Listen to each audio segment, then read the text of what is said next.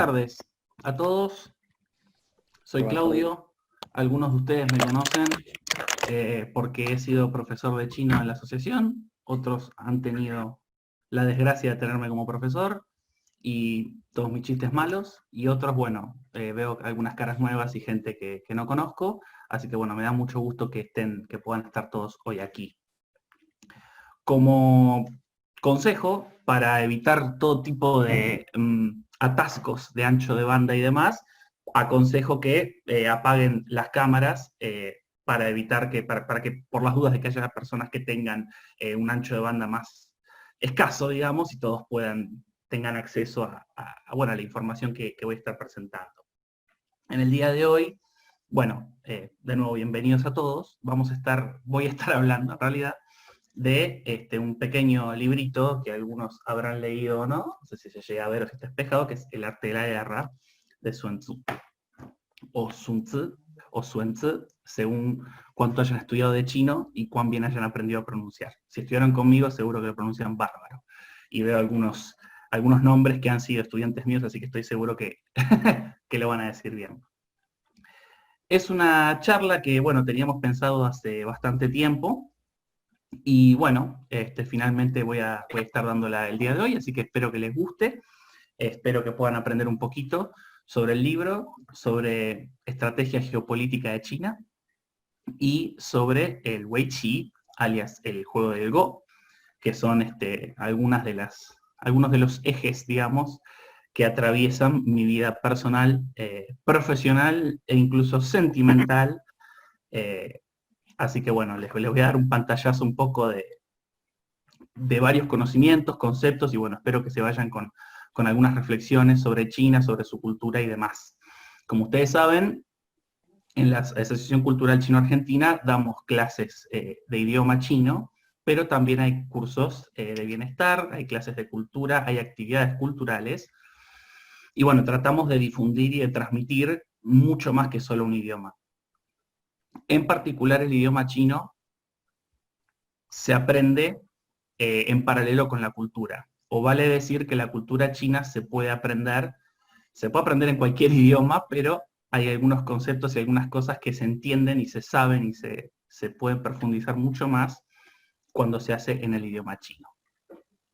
Así que bueno, después de la charla se va a enviar por correo electrónico, se va a enviar, digamos, la charla se está grabando, y si hay cualquier tipo de preguntas o consultas las pueden ir dejando en el chat, no hay ningún problema, después ese chat nosotros lo vamos a recabar, y bueno, todas las consultas e inquietudes o dudas serán evacuadas eventualmente en los próximos días. Yo voy a ir, digamos, si alguien tiene alguna pregunta la puedo ir dejando. Veo 58 participantes, incluyéndome el anfitrión, así que son 56 personas en este momento viendo. Lamentablemente el tiempo no me va a alcanzar como para ir uno por uno y evacuar todas las dudas que tengan, pero bueno, pueden dejarlas por escrito y después yo me tomaré el tiempo de contestarlas. O si quieren saber más sobre algún aspecto o sobre alguno de los conceptos que voy a estar mencionando, vamos a estar haciendo un paseo por la historia de China, y bueno, va a haber varias cosas que vamos a estar viendo. Algunas cosas de estudiar chino ya las sabrán, y otras cosas, bueno, espero que no. Así que vamos a hacer un poquito de todo, y bueno, espero que, como digo, espero que les guste.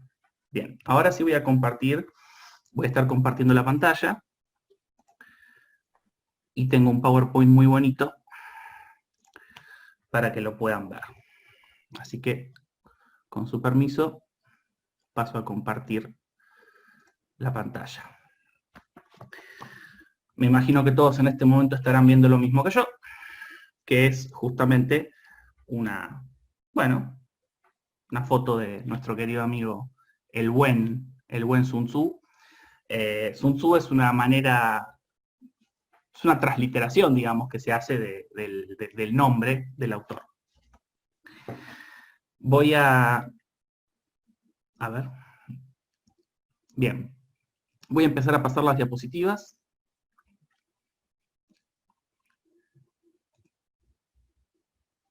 Y voy a activar.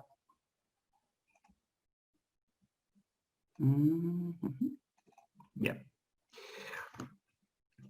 Entonces, para empezar vamos a hacer un pequeño resumen de lo que es este libro, que es El arte de la guerra. Sin ir más lejos, es considerado, justamente, vamos a activar la herramienta de puntero láser, es considerado como el mejor libro de estrategia de todos los tiempos, modestia aparte.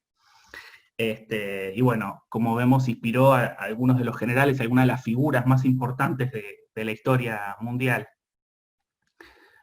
Y tiene que ver, si bien el tratado se llama El arte de la guerra, justamente uno de los conceptos más importantes que vamos a entender es que el arte de la guerra, curiosamente, trata de disuadir a la gente de pelear, ¿no es cierto? El mensaje, si uno lee el libro, bueno, lógicamente que es un tratado militar y el contenido explica un poco algunos conceptos militares, pero sin embargo, la filosofía detrás del arte de la guerra es que no hay que pelear. Ahora, si no queda opción, y si efectivamente la única alternativa es la pelea, bueno, tratemos de hacerlo de la manera más racional posible. La racionalidad es un concepto que se ve reflejado en prácticamente todos los títulos y todo el volumen. Pero bueno, sigamos resumiendo. Tiene aproximadamente 2500 años. El tratado fue compilado por quien después fuera su hijo, y ahí es donde se le atribuye la autoría a Sun Tzu. Y es uno de los textos importantes, de los textos contemporáneos de esa época, de los textos clásicos, es uno de los textos más importantes. En esa época, bueno, ahora vamos a ver un poco el contexto histórico, pero existe lo que se llama los clásicos chinos, ¿no es cierto? Los 5 clásicos chinos, que son los libros que se citan como más importantes de la literatura china, que es el libro de la historia, el libro de la poesía, el libro de ritos, y bueno, el que más probablemente se haya difundido en Occidente sea probablemente el libro de cambios, o como ustedes le conocen, el I Ching, a veces escrito en pinyin I Ching, y a veces escrito como I latina, CHING, el I Ching. Y bueno, también tenemos lo que se llama Anales de Primavera y Otoño, o Crónicas de Primavera y Otoño, o Primaveras y Otoños, según las traducciones. Esos son los libros, digamos, clásicos. Pero digamos, contemporáneamente con algunos de esos volúmenes, se hace referencia a este tratado no como un clásico, pero sí como un libro muy influyente de la época. Y bueno, si tiene más de 2500 años, claramente mucha gente lo fue leyendo, ¿no es cierto? En realidad, bueno, como les decía antes, la filosofía es la de evitar la guerra a todo costo, pero si hay que pelear, aprender a hacerlo como. Y bueno, en un sentido más amplio, lo que enseña, bueno, como dice aquí, son las ventajas de aplicar con sabiduría el conocimiento de la naturaleza humana en los momentos de confrontación. Comprender las raíces de un conflicto y buscar una solución. La solución a un conflicto no necesariamente tiene que ser la lucha, no necesariamente tiene que ser la pelea. Hay maneras de solucionar un conflicto que no son violentas mediante negociaciones y mediante conversaciones. Una cosa muy interesante, que es que estudiando este libro, bueno, estudiarlo, al menos leerlo, pero leerlo a conciencia y entendiendo bien todos los conceptos que van apareciendo, se puede entender, lo que es el pensamiento oriental, digamos, a una gran escala, ¿no es cierto? A gran escala se puede entender. Bien. Entonces, paso de...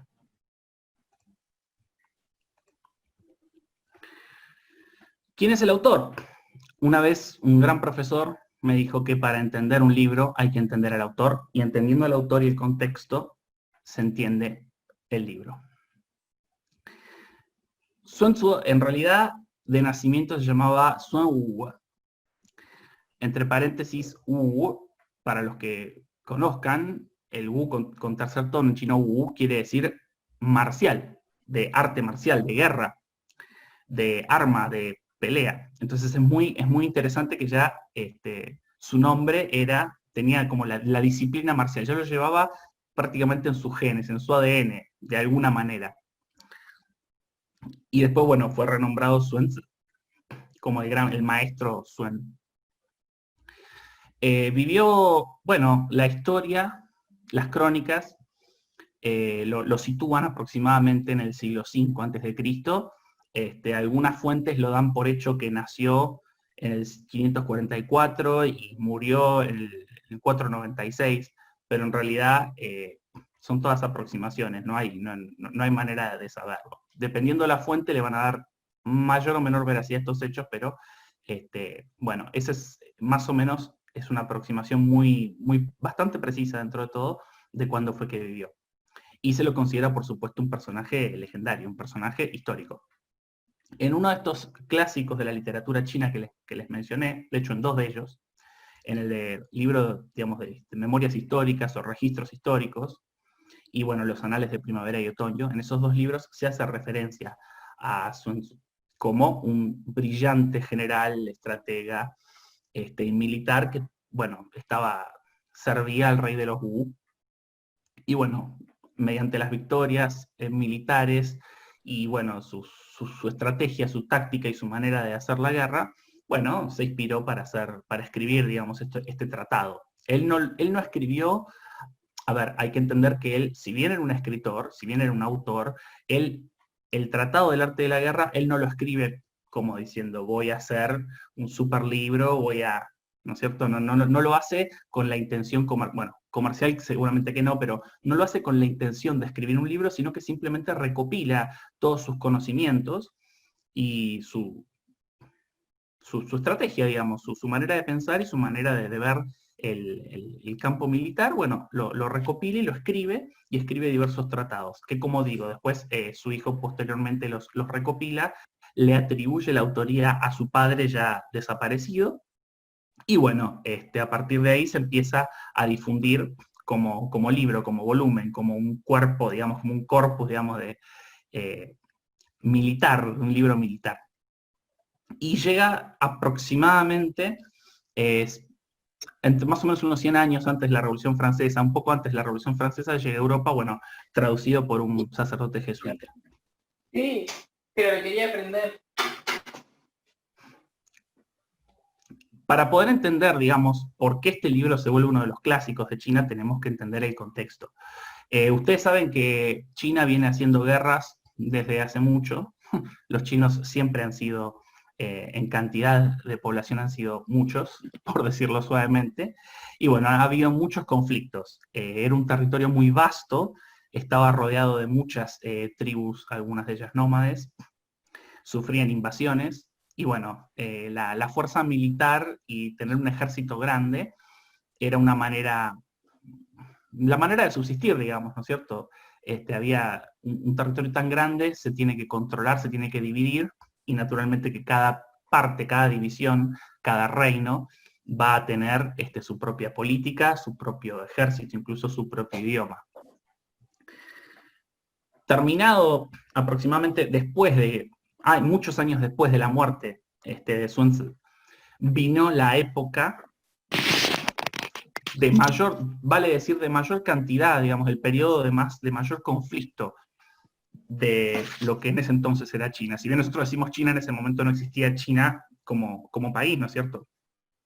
Sino que había justamente los reinos combatientes.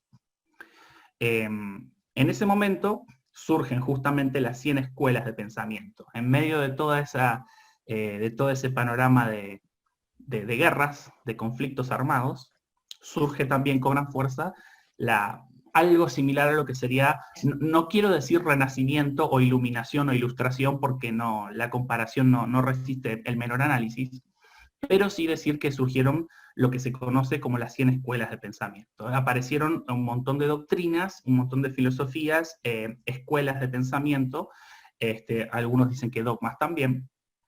En particular podemos mencionar los cuatro, si se quiere, más conocidos, que son justamente el confucianismo, el taoísmo, el lejismo y el moísmo, en ningún orden en particular, solamente son los cuatro que más se conocen. En la manera, digamos, las enseñanzas de Sun Tzu de cómo, digamos, de cómo hacer la guerra, de cómo resolver conflictos, de cómo atacar un problema, están muy relacionadas con algunos conceptos de estas filosofías, especialmente las del taoísmo. Entonces, se produce algo interesante, que es que los intelectuales, la gente que lee a Sun Tzu, afectada, digamos, influenciada por estas corrientes de pensamiento, en un marco de conflicto armado, es como que encuentran en este libro, es como la panacea, es como la solución a todos sus problemas. Es un libro que refleja la parte intelectual, la parte militar y la parte filosófica. Entonces es como un volumen, se vuelve un volumen esencial para toda persona del periodo que quisiera entender de qué iba China. Tanto así que aproximadamente 200 años después de la muerte física de Sun Tzu, en esa época, bueno, existían lo que eran los 7 reinos. Acá los tenemos mencionados. Tenemos los Qi, los Chu, los Yen, los Han, los Zhao, los Wei y los Qin. En esa época, bueno, estamos ya sobre la dinastía Zhou, pero, bueno, para hacerse, digamos, se habla de reinos combatientes porque los soberanos de cada uno de estos estados, estado en un sentido muy light, por así decir de la palabra, bueno, se autodenominaron reyes, porque no querían sentir que estaban siendo controlados por el soberano de la dinastía Zhou. En vez de haber un emperador Zhou y todos 7 sirvientes poderosos, decían, bueno, yo tengo mi propio reino y soy un rey. El emperador está ahí, todo bien, pero yo soy el rey. Entonces por eso se empezaron a autodenominar reyes y por tanto se habla de los reinos combatientes. Y por eso, como bien dice, se considera un periodo dentro de otro. Dentro de la dinastía Zhou se le llama periodo de los reinos combatientes. Aunque en realidad sigue considerándose dinastía Zhou porque el emperador estaba. En esa época, poco después de ese periodo, empezaron las construcciones de murallas. Bueno, como digo, había muchas tribus nómades, ya sabemos que había invasiones y había que protegerse. Entonces, bueno, como dice, después de varias décadas de intrigas políticas y escaramuzas, los Qin, luego de todo este periodo de reinos combatientes, se produce la primera unificación de China. China tuvo varias unificaciones, varios momentos en donde se produjo una suerte de paz, más que paz diría tregua, en donde, bueno, todo el territorio, o casi todo el territorio, se unificó bajo un mismo estandarte de mando. Imponer tu estandarte, digamos, ser el gobernar y controlar China, involucraba o abarcaba o contemplaba 2 aspectos muy importantes. El primero era el poderío militar, claro está, y el segundo era el idioma. El emperador más famoso, justamente de los Qin, es justamente el famoso Qin Shi Huangdi, que en realidad era Qin Shi Huang, era su nombre de emperador, y él mismo creó Huang por sí mismo quiere decir emperador en chino, Huang, pero él se agregó Huang Ti. Ti quiere decir del cielo, sagrado, divino, Dios, podemos traducirlo de varias maneras.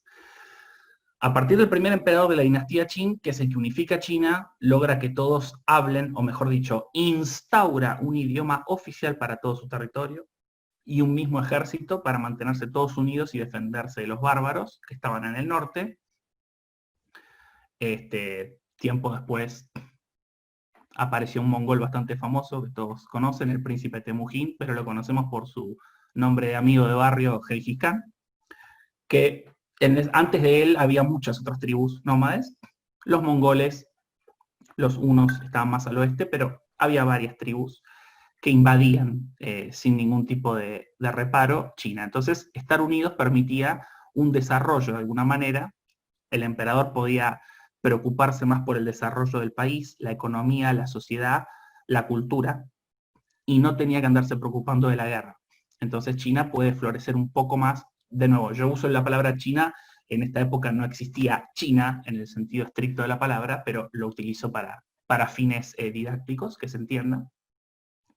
Entonces se tenía que enfocar en el desarrollo de China y bueno, con una muralla y con una defensa establecida, con un país medianamente unido, hablando un idioma común, o mejor dicho, teniendo una lengua común, Hoy en día esa lengua común es el putonghua, ¿no es cierto?, el mandarín. Entonces, teniendo una lengua común, el pueblo se podía mantener unido y todo trabajaba de una manera más armoniosa, si se quiere, y había menos conflictos. Guerras civiles hubo muchas, conflictos armados hubo muchos, pero bueno, la primera unificación fue como anexo histórico, fue de Qin Shi Huang, alias Qin Shi Huangdi para los que querían mucho. Algunos de ustedes si habrán viajado a China o si conocen seguramente los guerreros de terracota, bueno, lo que fue declarado Patrimonio Cultural de la Humanidad de la UNESCO, los guerreros de terracota, es justamente el mausoleo de Qin Shi Huang. Bien, eso como un poquito de historia de China. Acá tenemos brevemente lo que son los reinos combatientes, para que se den una idea. Tenemos los Wei y los Han estaban un poquito encerrados ahí. Si se fijan, acá tenemos un poco, bueno, no es la muralla china, en realidad en esta época no podemos hablar de la muralla china, pero eran construcciones y fortificaciones que se hacían para evitar justamente las invasiones. En algunos lados había protección natural por la orografía, ¿no es cierto? Las montañas, los valles hacían imposible un ataque o un movimiento militar, pero en otros lugares había que hacer una muralla o al menos edificaciones, puestos avanzados, atalayas y ese tipo de, bueno, fortificaciones de todo tipo para evitar castillos, para evitar el avance de los bárbaros. Seguimos entonces. Entonces, entendiendo que la guerra era algo típico, no quiero decir un negocio, pero era una actividad típica, era algo que ocurría, era algo que sucedía todo el tiempo, había que estar preparado y había que tener poderío militar. Cuando no se podía controlar a alguien con el idioma, cuando no podías tener a alguien de tu propio lado, la única alternativa, al menos en esa época filosóficamente, era la de imponerse por la fuerza. Varios imperios y varios generales famosos de imperios, digo Gengis Khan, pero puedo citar a otros, Atila también, y bueno, Alejandro Magno no tanto, pero varios líderes de grandes imperios, líderes militares de imperios, tenían esta política de decir, bueno, llegar a un lugar y ofrecer, anexar el territorio, anexar la cultura y anexar la fuerza militar y pelear todos juntos, y en caso de que no, bueno, venía el conflicto armado. Pero por supuesto que se daba la oportunidad en esa época de negociar. Este es mi país, este territorio lo quiero para mí, a cambio tenés que hablar mi idioma y pagarme tributos cada tanto. O podemos pelear, vamos a hacer una estrategia. En esa época era muy común este tipo de cosas. A tenor de esto, después quería mencionar, abro un paréntesis, y es que con el paso del tiempo, China fue entendiendo que el camino real para crecer era el de anexar la mayor cantidad de culturas y territorios posibles sin tener un conflicto armado. Y la riqueza y la diversificación de lo cultural siempre puede sumar a lo que uno ya tiene. Es así que, bueno, en la actualidad todos saben que China está formada por una multitud de etnias. Si bien la etnia mayoritaria es la Han, hay una variedad de etnias y se respeta justamente la diversidad cultural.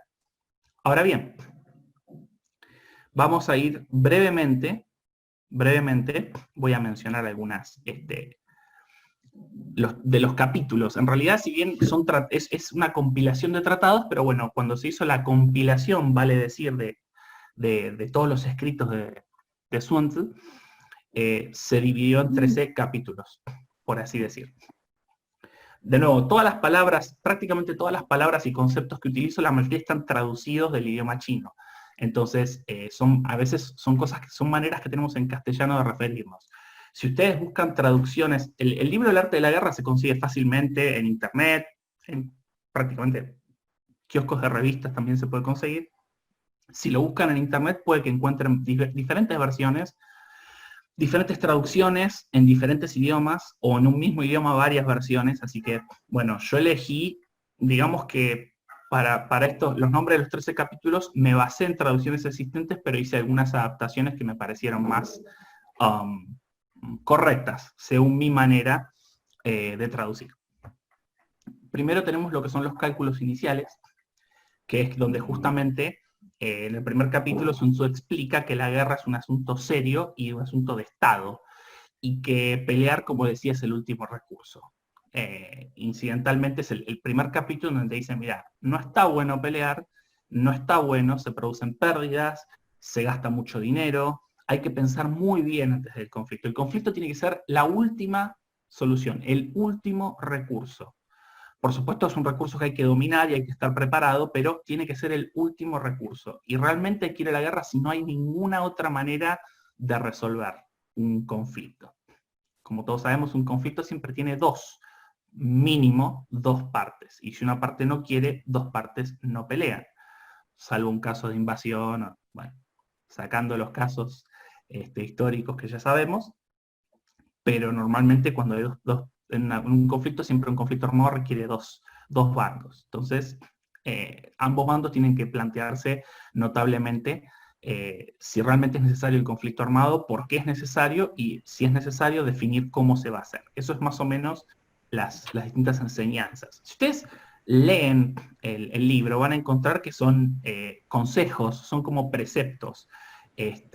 Prácticamente ustedes en el libro van a sentir que están en una clase y hay un profesor con el pizarrón diciéndole, bueno, cómo tienen que hacer la guerra, básicamente. Es más o menos eso, es un libro que, bueno, la primera vez que lo leí rápido, en media hora lo pueden leer, y si lo quieren leer en detenimiento analizándolo, por ahí en 2 o 3 horas, pero es un libro muy corto y muy concreto. No hay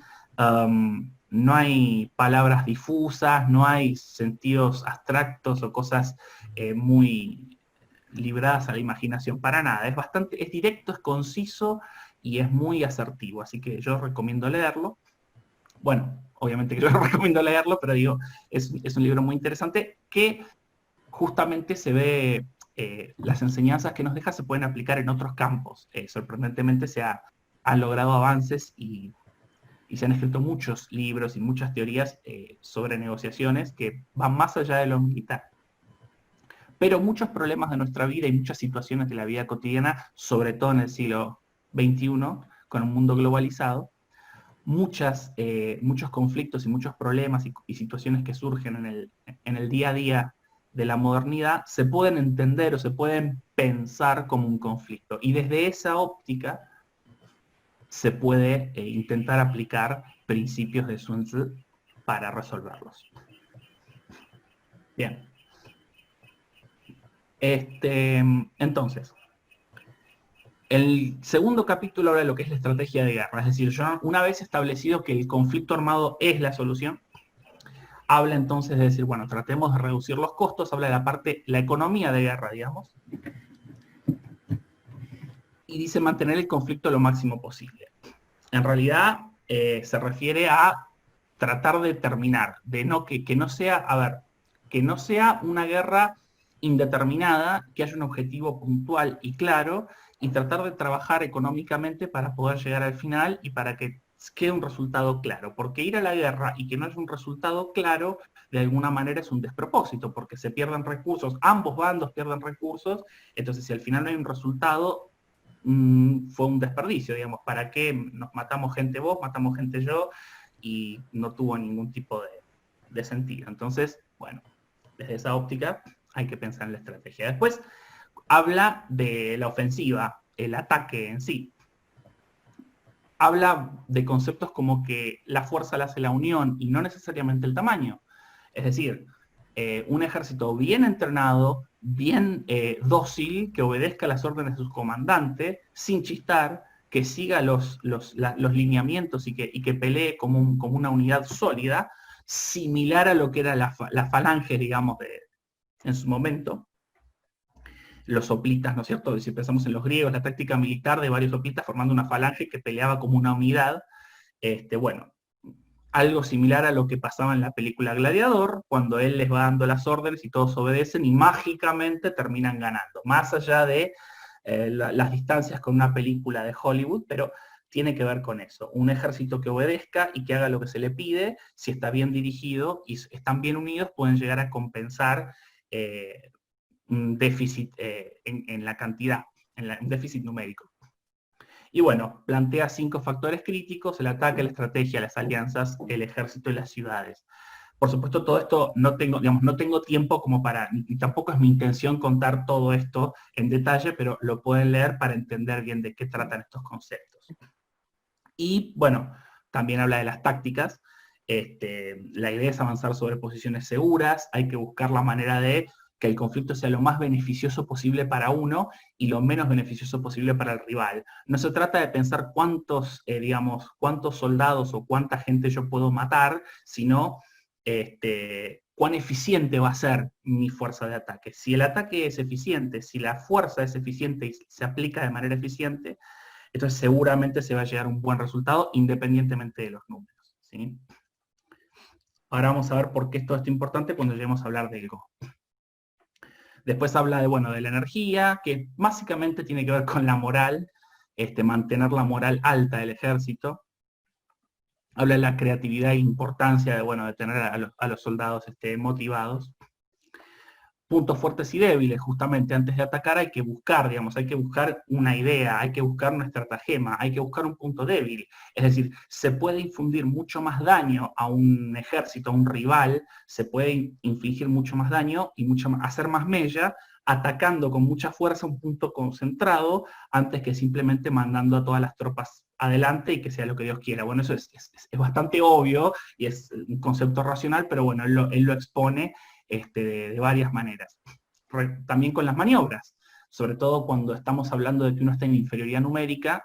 Si yo tengo 3 soldados y vos tenés 100, no me sirve atacar porque claramente no voy a poder ganar, no importa cuán diestros sean mis 3 soldados. Es mejor esperar a que haya uno que se separe e ir a atacarlo por separado, hacer este tipo de marchas, de maniobras, de tácticas justamente. Y bueno, después también habla de cómo hacer, de qué hacer cuando no hay alternativas. Pero tiene varios principios y como lineamientos, de decir, si tenés mucha más fuerza, está bien atacar. Si estás nivelado, buscar desventajas. Si estás en inferioridad numérica, esperar. Tiene como una especie de algoritmo de decir, bueno, qué hacer en cada caso, cuándo realmente conviene ir a pelear y cuándo es mejor ser un poco más paciente. Habla de las consideraciones logísticas del ejército, después en las marchas. El tema de las 9 variables no lo menciono porque es esto que les acabo de mencionar. Es como que plantea para cada escenario de desbalance de fuerzas, qué hacer, ¿no es cierto? Y luego bueno, las consideraciones logísticas, habla de cuánto alimento cuesta, de cortar los suministros y de todo este tipo de estrategias que van más allá, digamos, que pueden hacer que un ejército o que una fuerza colapse, independientemente de que uno no lo ataque. Pensemos en la invasión de Rusia, Napoleón y demás, y todos los que han intentado y después se murieron por frío y claramente no lo habían pensado. Bueno, ese tipo de situaciones en donde no hizo falta pelear. Simplemente, bueno, acá tenemos, salvando las distancias, el éxodo jujeño, ¿no es cierto? San Martín les dijo, váyanse, dejen que vengan, no van a encontrar nada. Y bueno, el ejército se va a caer por inanición, por falta de agua, por enfermedad, por la altura, por lo que fuera. Habla también de la topología, habla de distintos campos de batalla, menciona algunas tácticas referidas al campo de batalla y cómo saber elegir dónde pelear, no solo cuándo, sino también dónde. Las clases de terreno. Bueno, y después los últimos 2 capítulos habla del fuego como, no el fuego de armas de fuego, lógicamente, porque en esa época no existían, pero habla de la destrucción. Cuando habla del fuego, habla de en qué momento es útil destruir completamente al enemigo, a sus recursos o incluso los recursos propios. Y bueno, el último capítulo, las espías. Recordemos que, bueno, los 7 reinos, digamos, había muchas traiciones y uno podía hacerse amigo de mandar espías o mandar amigos o cosas, intrigas de amor, o bueno, había pasiones y traiciones que podían influir, y el uso de espías para tener inteligencia y contrainteligencia, hacerle pensar a tu enemigo que vas a atacar para que se defienda y después observar cómo se prepara. Entonces vos ya sabés cómo forma tu enemigo. Algo así, bueno, no, sería como tratar de conseguir, vos vas a jugar un partido de fútbol y querés saber tu rival con qué jugadores va a poner en la cancha, porque en base a eso armar tu estrategia. Bueno, es algo así, para poner alguna analogía, digamos, a la fecha de hoy, ¿no? Bien, entonces, todo esto está muy lindo, todo es muy bonito, pero bueno, ¿cómo hacemos para vincularlo con el Go? Más de alguno de ustedes está diciendo, ¿qué es el Go? ¿Qué es esto? ¿Qué me está mostrando? ¿Se equivocó de PowerPoint? ¿Cambió mal la diapositiva? Bueno, no. Les voy a hablar un poquito, más o menos. Sí, estamos promediando la charla, así que es momento de cambiar justamente al Go. ¿Qué es el Go? O bueno, en chino, Wei Qi, como vemos acá, Wei Qi en chino tradicional. Wei tiene idea de envolver, enrollar, poner dentro de un círculo, rodear, si se quiere. Y bueno, Qi es la radical de madera y la palabra Qi que le da sonido, y tiene que ver con ajedrez. Generalmente si ustedes buscan Qi, van a ver que la traducción directa suele ser ajedrez. Movida de ajedrez, pieza de ajedrez o ajedrez. Sería incorrecto llamarle ajedrez al Go. De hecho, se suelen hacer muchas comparaciones entre el ajedrez y el Go porque, bueno, tienen muchos puntos de conexión en cuanto a lo que aportan a la humanidad, en cuanto a lo que psicológicamente representan, y en cuanto a los beneficios para los que juegan este juego. En donde yo creo que el Go es mucho más rico que el ajedrez, y eso es lo que algunos se olvidan de mencionar, es que el Go tiene principios filosóficos. Todo esto que estuvimos viendo se ve reflejado en el tablero, ahora les voy a contar un poquito de cómo. Y es un juego sumamente taoísta, elegante, taoísta, sumamente chino, sumamente intrigante, y una vez que uno empieza a jugar descubre un mundo de cosas que nunca se hubiera imaginado. Por supuesto también hay gente que agarra, lo juega una vez, dice no entiendo nada y se va. Pero la gente que nos gusta esto nos atrapa y bueno, vemos la parte filosófica.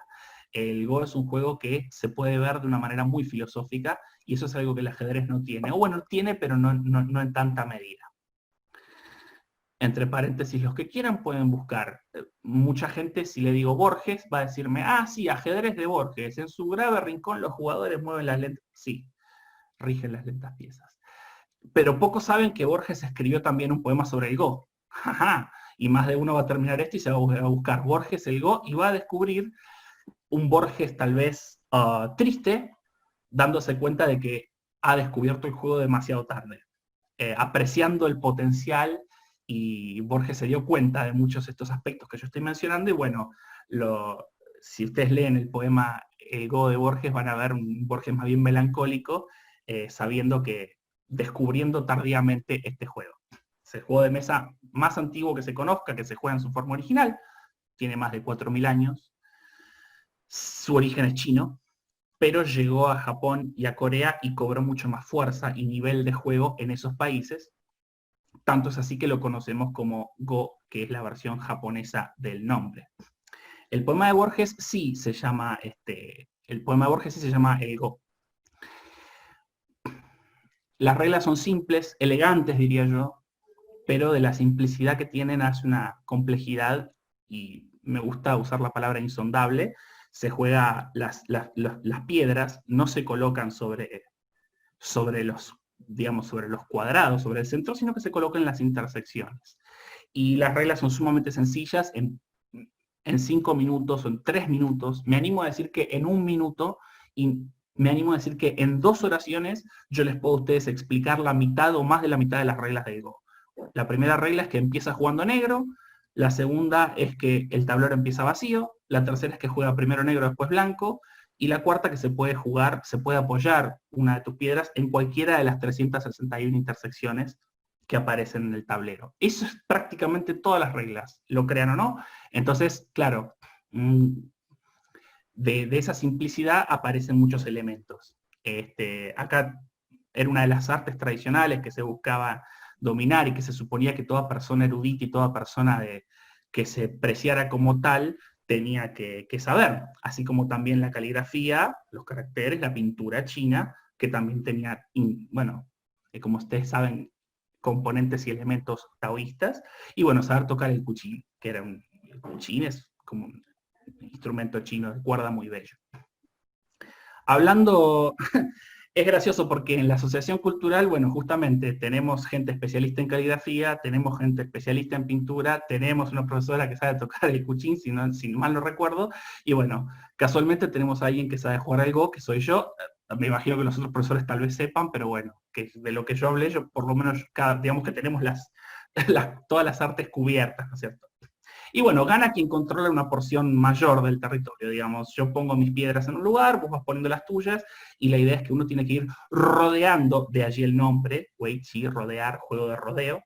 El cercado incluso lo han traducido algunas personas. Y bueno, paso de diapositiva. ¿Qué tiene que ver, cómo vinculamos todo esto? Bueno, primero que se hizo muy popular porque el hecho de controlar espacio vacío y que gana el que tiene más espacio vacío en su control, ya es un concepto muy filosófico del taoísmo. El taoísmo, uno de sus conceptos justamente es buscar la nada, y al alcanzar la nada se logra todo. Parece un poco, nos podemos poner a hablar del el día y la noche, blanco y negro, el yin y el yang, hombre-mujer, la vida y la muerte, etc. Esta dualidad, este tipo de combinaciones de frío-calor también, negro y blanco, bueno, todas estas dualidades se dan en el juego, se dan en la vida, y bueno, en el taoísmo también existe. Siempre se pone el ejemplo clásico de que un pedazo macizo de madera no sirve para nada, pero si yo le hago un agujero en su interior, se transforma en una taza, ¿no es cierto? Puedo poner líquido adentro. Ahora, ¿qué es la taza? ¿Cuál es la diferencia entre una taza y un bloque sólido de madera o de piedra o de lo que sea? Bueno, el espacio, justamente el espacio, la nada, el vacío, esa es la palabra correcta, el vacío, la nada misma es lo que le da valor a un pedazo de piedra para que deje de ser un pedazo de piedra, un cascote que sirve para machacar cosas, y pase a ser un utensilio, un instrumento para beber, para ingerir alimento o para contener cosas. Así como en la pintura taoísta se busca dejar espacio en blanco, y el espacio que se deja también te está diciendo algo, bueno, en el tablero de Go, cuanto más espacio en blanco vos controlás, más puntos tenés. O sea, tenés que tratar de lograr con algo hacer nada y ganar de esa manera. Y todos los que todos los grandes generales y todos los grandes personas intelectuales y demás, eran, como dice, ávidos jugadores.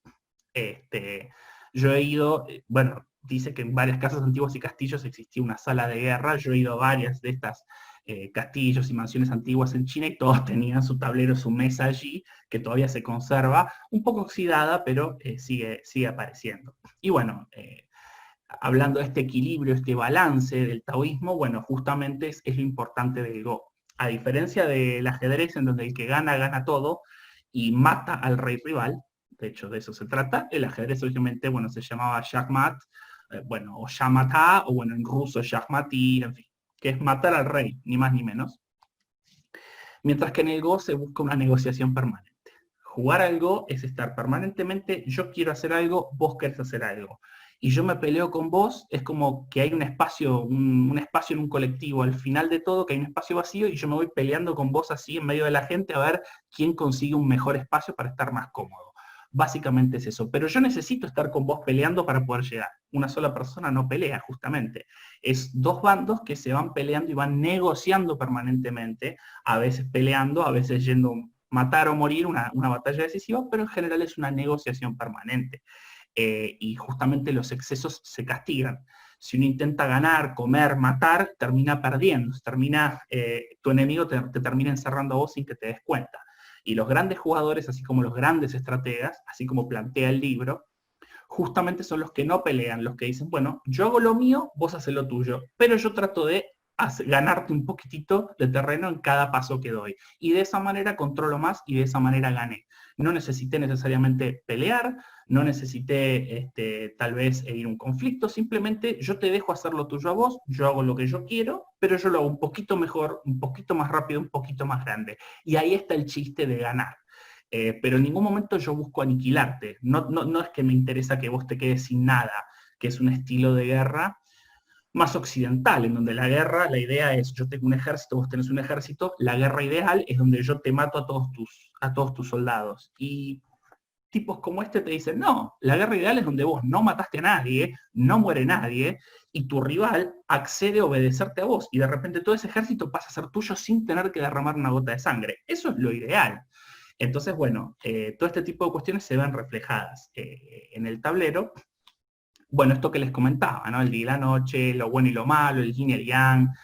El tablero tiene 361 puntos, 19 por 19, Y bueno, se puede entender que es un punto por cada día del año, se entiende como, hay varios conceptos que están relacionados, de nuevo, como digo, con lo filosófico, que son demasiados como para que yo los pueda mencionar en 1 hora, en 2 horas o en 10 horas. Es toda una vida para descubrirlo, pero los que empiezan a jugar aprenden a ver estas cosas y hace que el juego sea más atrapante.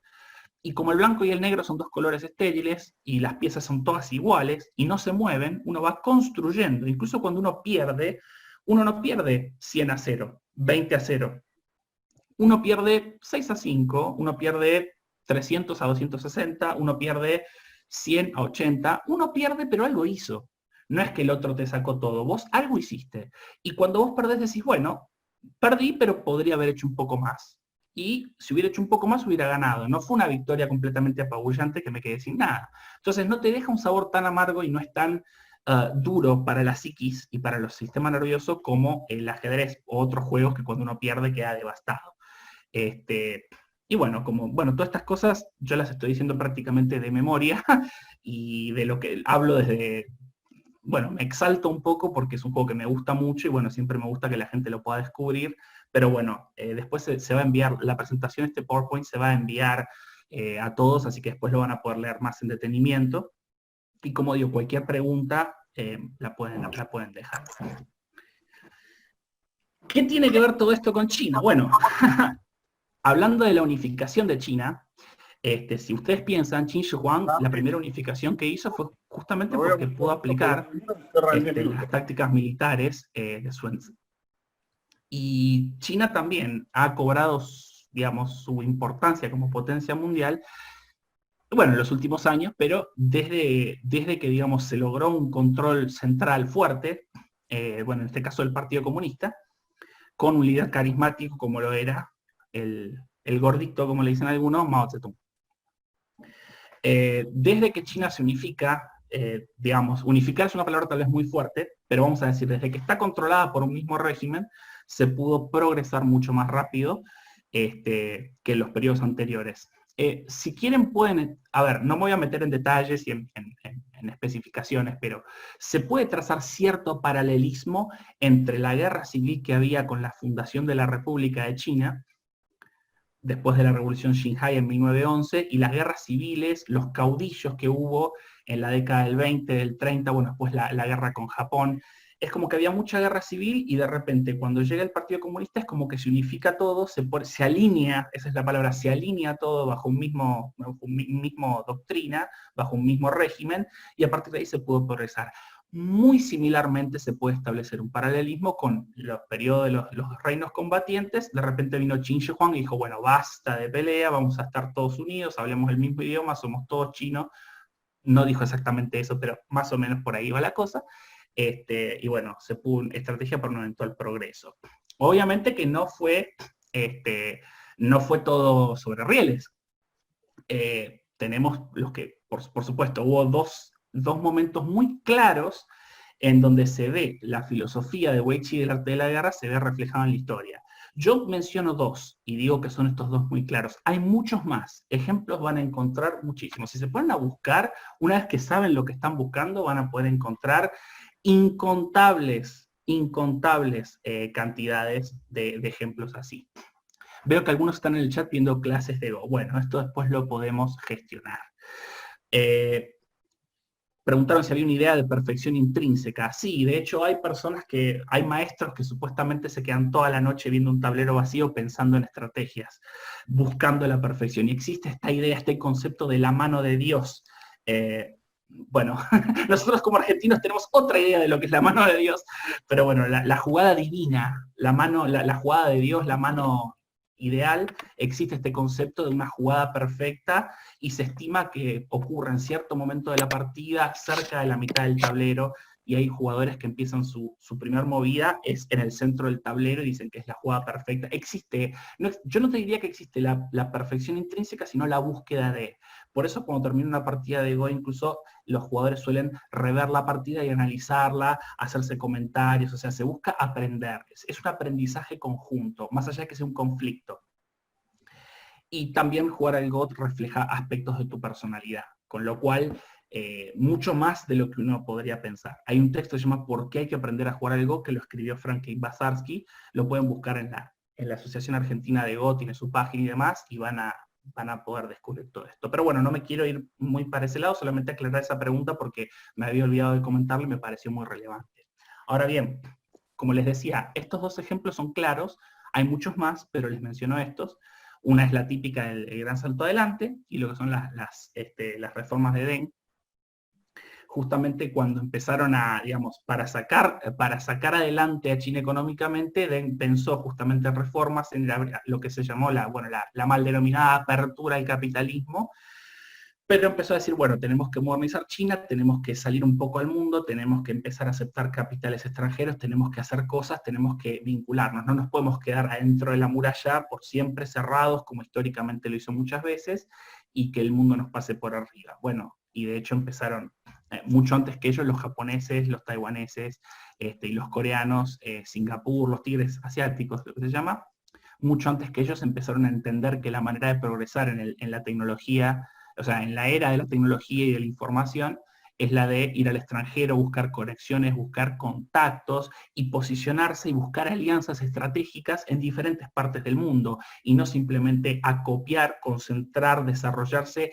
de manera, digamos, no quiero decir endémica, está mal usada la palabra, pero digamos, de la muralla para adentro, vamos a decirlo, de China para adentro. Es como que durante mucho tiempo existió y con el salto adelante la idea era esa. China está atrasada, otros países hacen buen acero, ¿qué tenemos que hacer nosotros? Acero. Pero nosotros no sabemos hacer acero, señor, no importa, hay que hacer acero. Y como, no sé, tira al horno lo que tenga. Y fue, bueno, lo estoy digamos, haciendo un poco cómico y un poco un acting, pero más o menos fue así, digamos, se buscó progresar a costa de, si le ponemos suficiente énfasis, vamos a terminar, vamos a decir, ahínco, por no usar otra palabra más despectiva, y bueno, y vamos a terminar triunfando. Y no, la respuesta no estuvo en intentar hacer algo como diera lugar, intentar desarrollarse desde China, desde adentro para crecer, sino justamente la clave estuvo en aceptar que vinieran del extranjero, conocer, aprender el know-how, negociar con otros países y empezar a globalizarse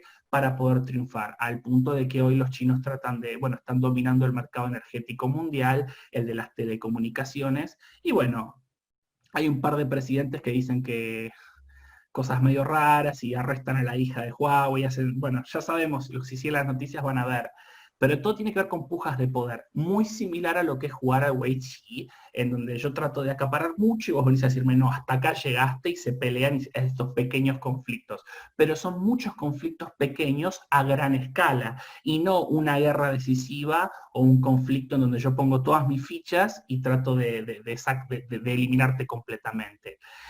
A tenor de esto también voy a comentar, a ver cómo estamos de tiempo, sí, me quedan 5 minutitos, voy justamente a comentar una pequeña anécdota en donde un jugador profesional de Weiqi había comentado que con el tema de la guerra y demás, que en Vietnam, que es el segundo ejemplo que voy a mencionar, Estados Unidos decía, bueno, si podemos hay que eliminar a todos los comunistas. Se hicieron, de hecho Estados Unidos hizo muy buenas migas con Taiwán, buscaron fortalecer Taiwán porque dijeron, bueno, hay que evitar el ascenso del comunismo en Asia y que haya una potencia grande comunista. Bueno, después, les pasó con Rusia, pero bueno, digamos, de alguna manera trataban de evitar que despertara el gigante chino, entonces empezaron a favorecer a Taiwán, a inversión extranjera y demás, antes que en China.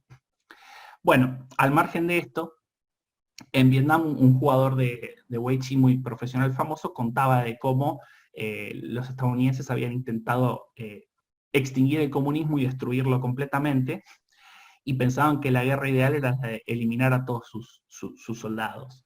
Y el chino decía, no sé si está bueno matar gente. Me dice, ¿cómo le puedes causar daño? Dice, el estadounidense piensa que yo te mato un soldado y te causo daño. Dice, pero no, porque ese soldado a lo sumo vuelve en un cajón a su país como un héroe, y en todo caso es personal que se pierde y tiempo.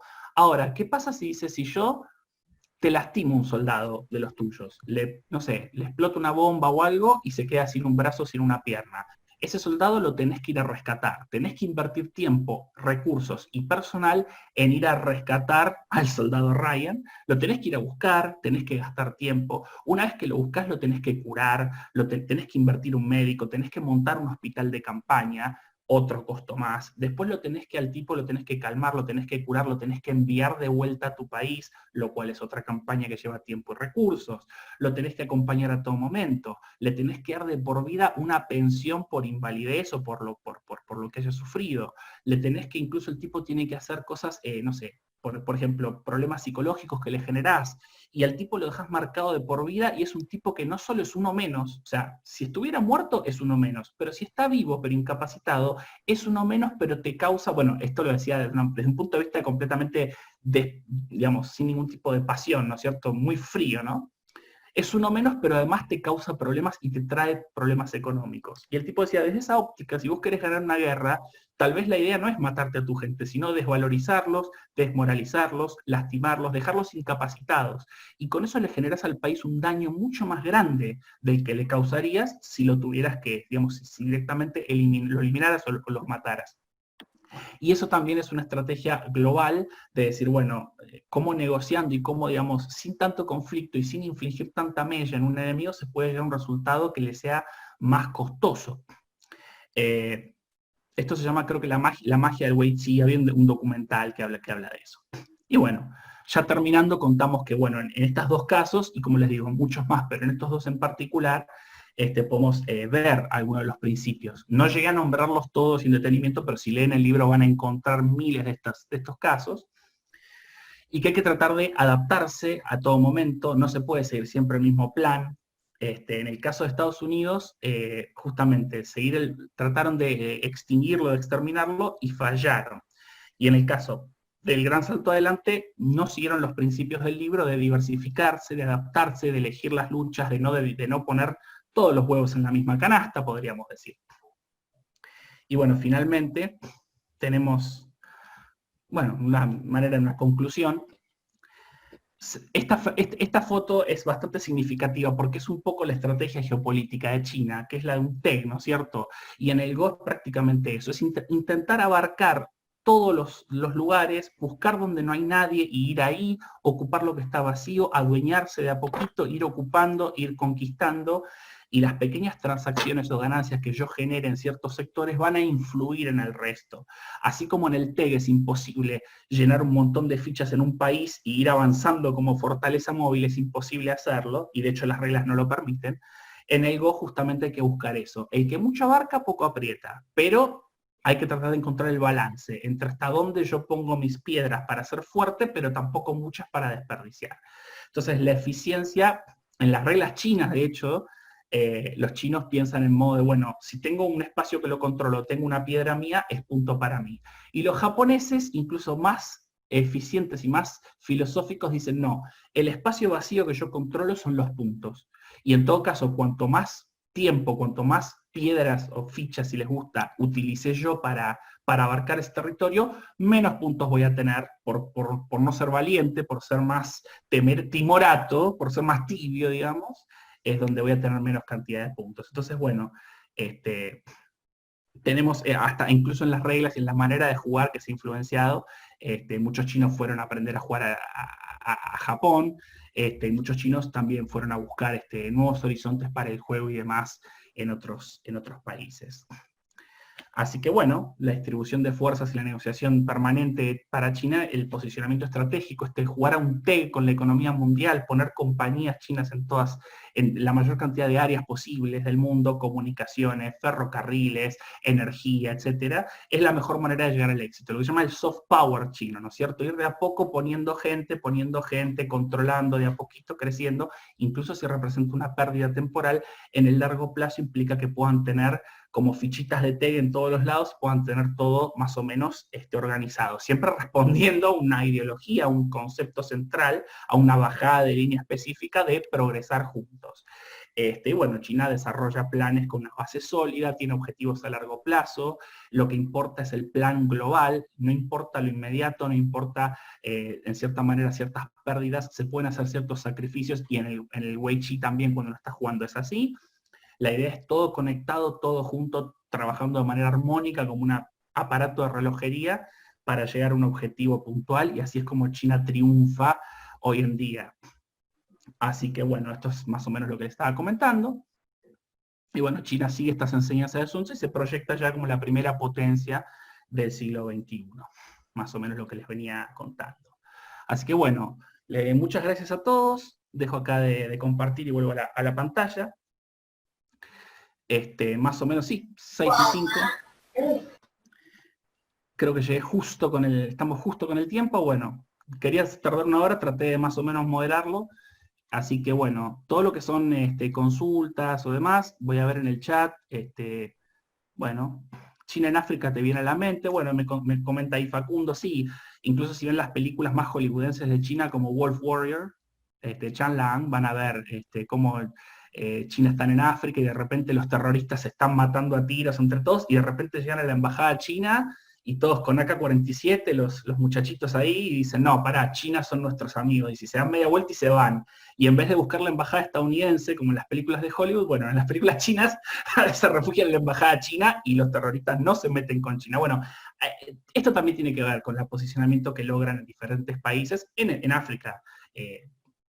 Pero bueno, si vieron esa película la van a ver. Veo algunos agradecimientos. Bueno,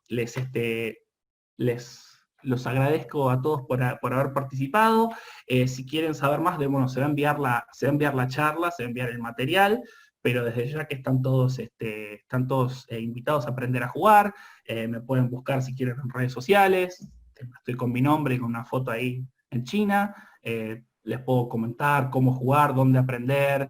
Y bueno, si quieren hablar de geopolítica china, algo estudié, algo sé. No tengo un PhD en Columbia en relaciones internacionales, pero me interesé mucho por la parte china. Todos saben que, bueno, que viví un tiempo en China, estoy casado con una china y estoy un poquito en el tema, así que podemos charlar de todos estos tipos de temas. Y bueno, por cualquier otra pregunta, duda, incluso después, les recomiendo que lean el libro y van a encontrar muchos ejemplos de por qué China es como es y por qué se maneja como se maneja en este libro. Pueden buscar libros de política, pueden buscar libros de economía, pueden ver documentales, pueden hacer lo que quieran, pueden escuchar a los analistas políticos más prestigiosos. Ustedes leen esto y no van a tener que escuchar nada, van a entender mucho más claramente, aunque parezca mentira, esto y el Tao Te Ching, el libro del Camino de la Virtud. Con estos dos libros van a poder entender mucho más y mucho más claramente y por sus propios medios van a entender muchas más cosas que hay gente que no sabe o ni siquiera se les hubiera cruzado por la cabeza verlo de esa manera. Así que nada más, yo me despido por ahora. Muchísimas gracias a todos, espero que les haya gustado, me pueden mandar después mensajes. Bueno, eso, ha sido un gusto participar y bueno, estaremos presentes en algunas otras charlas, ya veremos si se hacen clases de Go o demás, pero bueno, seguiremos con la difusión. Así que bueno, muchísimas gracias a todos.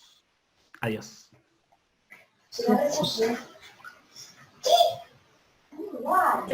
Chao.